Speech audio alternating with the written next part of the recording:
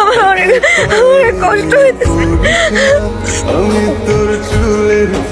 আমি জানি তুই আমাকে অনেক ভালোবাসিস। আমি তোর চোখে আমার জন্য ভালোবাসা দেখতে পাই প্রহর, কিন্তু তুই ফ্যামিলির জন্য কিচ্ছু বলতেছিস না কাউকে। তোর কি মনে হয় তোর ভাইকে বিয়ে করলে আমি সুখে থাকবো? তুই সুখে থাকবি? আজকে অন্তত কিছু বল, একটু পর আমার বিয়ে হয়ে যাবে।